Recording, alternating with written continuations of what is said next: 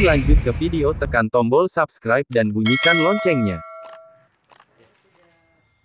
Kasus meninggalnya anggota Tentara Negara Republik Indonesia, atau TNI, atas nama almarhum Prada Joshua Lumban Tobing, yang meninggal pada hari Minggu, tanggal 30 Juni tahun 2024, sekira pukul 23.30 waktu Indonesia Barat, yang ditemukan meninggal dunia, dalam keadaan tergantung dengan tali yang menjerat di leher, bertempat di dalam gudang 1 logistik Yonif 132 BS, Batalion Infanteri 132 Salo Kabupaten Kampar, masih menyisakan tanda tanya besar dari keluarga almarhum.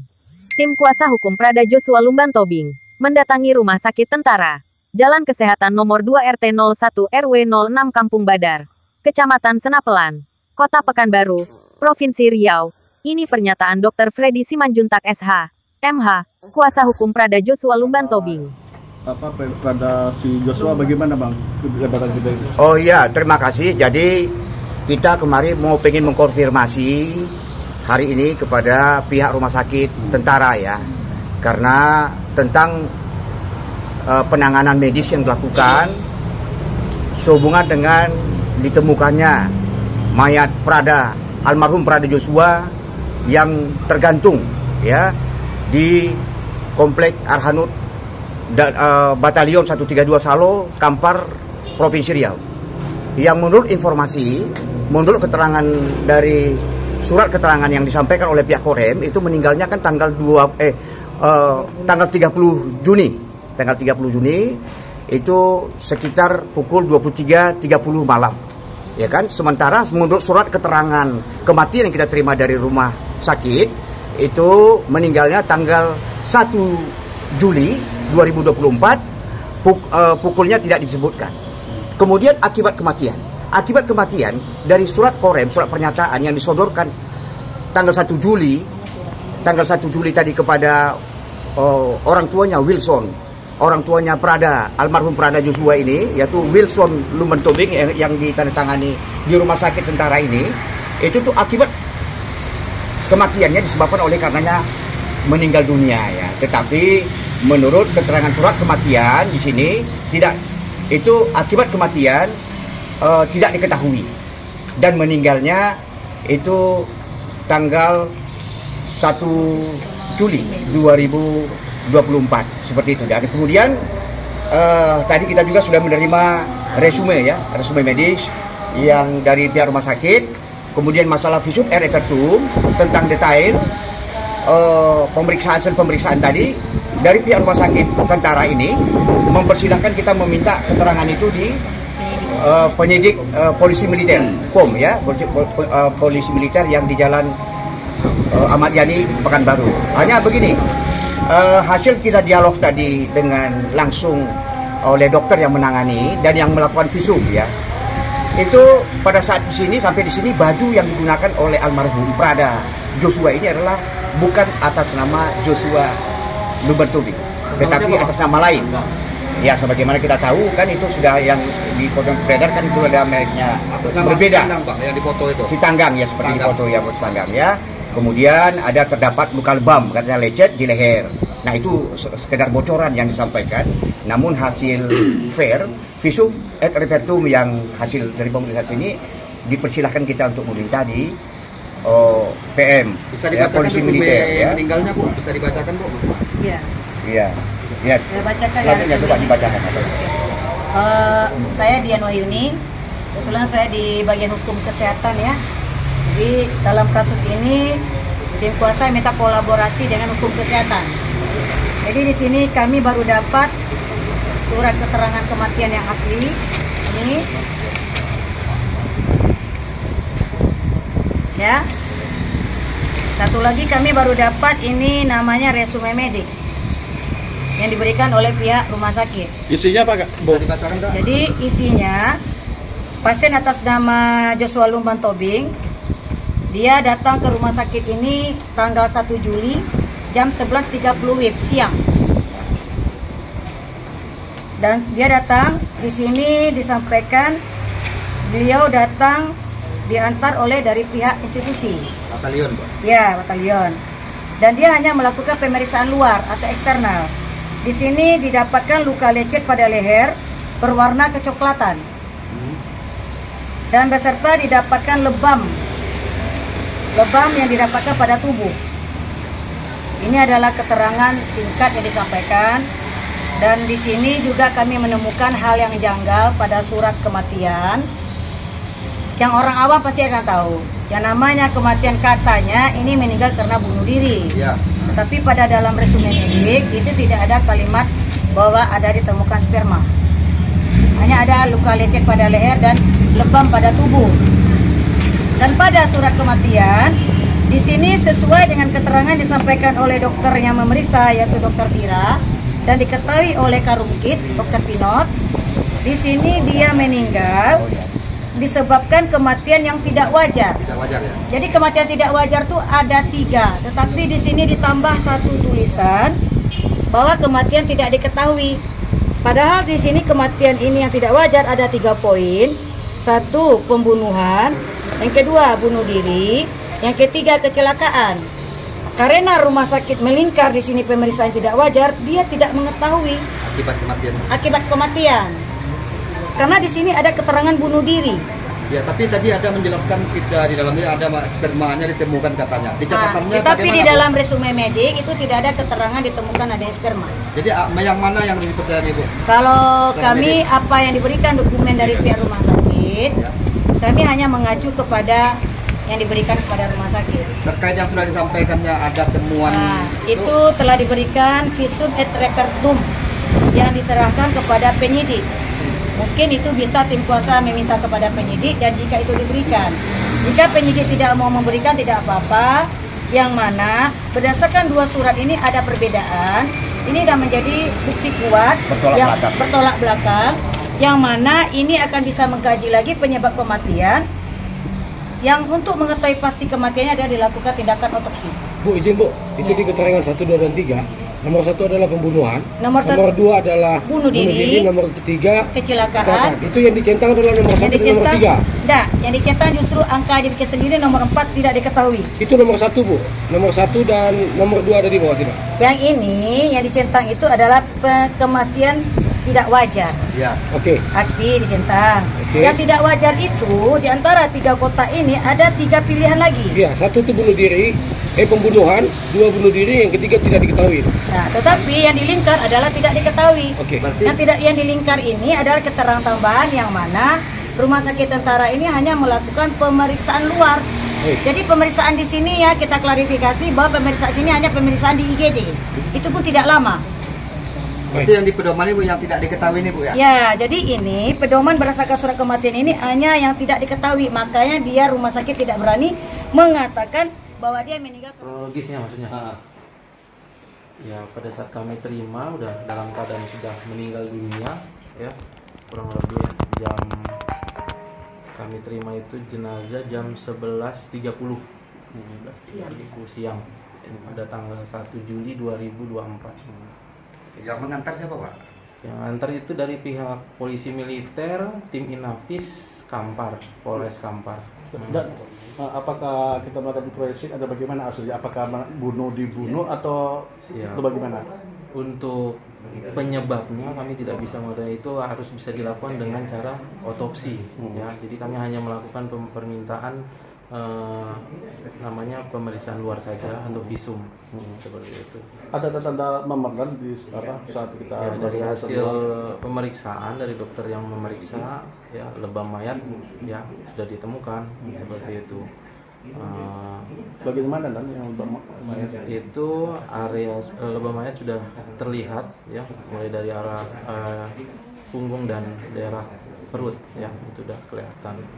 Jadi karena di sana posisi namanya lebam mayat itu kan darah yang sudah masuk ke daerah yang perifer, jadi dia akan turun, jadi kelihatan munculnya. Jadi lebam mayat bukan tanda-tanda kekerasan ya, jadi harus disampaikan seperti itu. Lebam mayat bukan tanda-tanda kekerasan.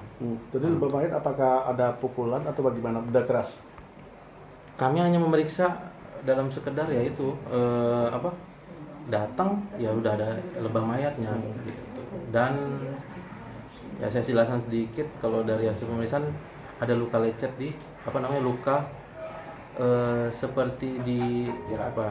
Jerat. Nah, pokoknya bukan dijerat ya, saya nggak bisa itu dijerat ya. Nah, saya nggak mau memastikan kalau dijerat berarti dilakukan kan.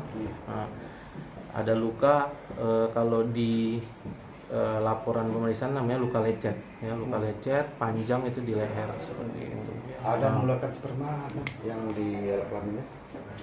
Sperma ada Ya. Ada. Sudah cukup? Oke. Apakah lebam itu ada akibat pukulan atau bagaimana, dan hasil medis rumah sakit? Saya tidak bisa mengkonfirmasi ya, karena kalau mau tahu itu ya harus di otopsi. Ya. Dan kenapa ya pihak rumah sakit tentara ini tidak melakukan otopsi dan? Karena tidak ada permintaan dari keluarga, ya kan? Tidak ada permintaan dari keluarga untuk melakukan otopsi. Kalau keluarga meminta, kami siap lakukan, tapi tidak di tempat kami. Kami kan tidak punya dokter forensik. Yang melakukan otopsi harus ada dokter forensik. Harus ya, berarti nanti kita jejaring kita ya Rumah Sakit Bayangkara, harus dari Arifin Ahmad, atau rumah sakit lain yang punya forensik. Ketika dibawa ke sini dan itu dia pakai bajunya ada lengkap atau udah nggak pakai baju lagi atau gimana? Lengkap, masih baju TNI militer. Nah. Tapi saya ada lihat videonya tuh ada merek baju si Tanggang itu tuh pakai baju itu apa dari ganti bajunya? Yang pasti lagu baju militer ya, saya kurang melihat apa namanya itu ya. Itu waktu di foto itu kami lihat itu ada mereknya si Tanggang. Apakah yang bersangkutan? Kurang spesifik saya waktu itu ya. Mungkin kalau saya bukan dokter pemeriksanya masalahnya. Maksudnya bajunya masih ada di simpan di sini atau gimana nih? Saya tidak tahu karena di sini udah nggak akan menerima nyimpan barang-barang lagi kan. Berarti artinya yang bersangkutan di sini masih pakai baju dinas ya. Jadi, tapi merek namanya Bapak tidak ingat? Tidak ingat saya. Melakukan tindakan. Jadi kalau soal pembusukan itu nanti kita setelah saya uraikan kronologisnya ini gimana tindakan saya, bahwa kita bicara gimana bisa terjadi pembusukan, gimana formalin ini tidak bekerja. Saya saat diberi perintah 7:30 malam 19.30 tanggal 1 malam di tanggal 1 malam 19.30 saya diberi perintah dari Karungkit langsung untuk melakukan tindakan formalin. Kemudian saya persiapan setengah jam. Jam 8 saya lakukan tindakan beserta tim. Terus Tunggu sebentar. Sebelum dilanjutkan. Manet sampai sini jam berapa? Setengah 12 siang. Setengah 12 siang. Begini saja Bapak, kalau Bapak mengurainya dari itu lagi, jangan ke saya. Yang saya maksud, mohon maaf ini untuk pengetahuan saya saja. Artinya rentang waktu dia mayat sampai sini jam 12 siang. Ini di tangan Pak Tri aja dulu. Karena Pak Tri ini atau menau jam berapa dia datang. Saya nggak tahu tuh masuknya kapan. Saya nggak tahu. Jadi itu penanganannya jam 1 Pak ya? Enggak. Jangan tanya saya kan kasih kronologis cerita saya dulu dong. Oh, Bapak Tri ini dia tidak tahu bahwa ada jenazah yang masuk siang hari di IGD, dia tidak tahu. Tiba-tiba ada perintah jam 7:30 malam, Pak Tri untuk dilakukan formalin. Nah, gitulah ceritanya. Kasih kesempatan saya dulu kronologi saya. Oke, lanjut. Saya ulang atau bagaimana nih? Ya, lanjut. Berarti poinnya sudah dapat perintah saya melakukan tindakan jam 8 malam. Oke, saya melakukan perlengkapannya, kumpul setengah jam lebih kurang, jam 8 saya lakukan tindakan. Saya sampai ke ruang pemulasaran itu sudah diramaikan oleh keluarga kiri dan kanan dengan isak tangis. Saya nggak tahu itu keluarganya hubungannya bagaimana, yang jelas isak tangis, yang menangis pasti keluarga. Kemudian dijaga oleh polisi militer. Oke. Kemudian saya sampaikan ke keluarga ini mau dilakukan tindakan formalin, dan tindakan formalin ini dilakukan atas dari perintah Karungkit berdasarkan permintaan dari pihak keluarga. Saya lakukan. Kemudian saya minta izin untuk tindakan formalin, pihak keluarga dan aparat tunggu di luar. Kemudian saya lakukan. Lebih kurang 2 sampai 2,5 liter masuk ke tubuh. 2 sampai 2,5 liter. Berarti 2,5 liter, 2 sampai 2,5 liter ya? Saya nggak bisa patokin karena ada yang tumpah. Iya. Oke, jadi saya perkirakan 2 sampai 2,5 liter masuk dalam tubuh. Kemudian sebelum itu selesai, pihak keluarga ada yang masuk, yang baru datang dengan histeris masuk, kemudian menghampiri jenazah dan berusaha merekam. Kemudian kalau dikatakan formalin itu, ada yang menyampaikan tadi suara saya dengar itu parfum, saya nyatakan itu adalah benar-benar formalin. Kemudian kami di dalam itu, kondisi petugas saat itu mata berair, hidung petugas ya, bukan si korban, mata berair, hidung terasa perih, napas terasa sesak, kemudian tangan sampai kena keriput-keriput itu karena efek cairan formalin. Jadi saya akan bantah kenyataan bahwa itu bukan parfum atau bukan cairan lain. Yang nyata itu adalah formalin. Itu terbantahkan bagi saya. Itu bukan cairan lain dan itu saya nyatakan formalin. Kemudian barang itu selesai saya kerjakan lebih kurang 45 menit selesai. Tindakannya itu ada penusukan, penyuntikan formalinnya itu di area dada kiri, dada kanan, kosta ketiga, kemudian si posesus sipoid di tengah, kemudian di bagian abdomen kiri bawah, abdomen kanan bawah, kemudian vesika. Ada sekitar 1, 2, 3, 4, 5, 6 suntikan.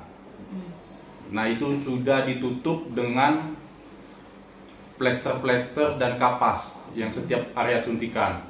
Kemudian pihak keluarga menyampaikan, itu lidahnya keluar Pak, tolong dirapikan. Tolong bekas luka yang ada di leher, tolong dirapikan. Jadi berdasarkan pengetahuan saya saat itu, lidahnya itu saya masukkan ke dalam mulutnya, giginya saya rapatkan kembali. Oke, itu kan kondisi kejadian lidah tuh keluar, gini, menggigit. Saya renggangkan rahangnya biar masuk lidahnya. Kemudian sebelum saya melakukan tindakan itu, kondisi tubuh jenazah dalam keadaan kaku. Kaku sampai siku ini harus diluruskan. Leher kaku, nggak bisa ditoleh ke kiri dan ke kanan. Kaki juga tidak bisa ditekuk ataupun di telapak punggung kaki nggak bisa dibegini dipleksikan. Itu kondisi yang saya terima saat sebelum melakukan tindakan. Kemudian soal darah yang keluar dari hidung, sebelum saya lakukan tindakan formalin dan dari mulut, terlebih dahulu saya bersihkan, bahkan ada darah dari dalam hidung dan dari dalam mulut. Waktu sebelum diformalin, betul, ada darah dari betul, hidung, dari mulut. Betul. Berapa banyak kira-kira? Saya nggak penangkap karena saya hanya membersihkan. Ya, warna darahnya warna apa Pak? Sudah nggak segar. Ada aroma tercium bau? Saya tidak memperhatikan. Iya, cuma waktu pra tindakan pemulasaran. dibersihkan ada.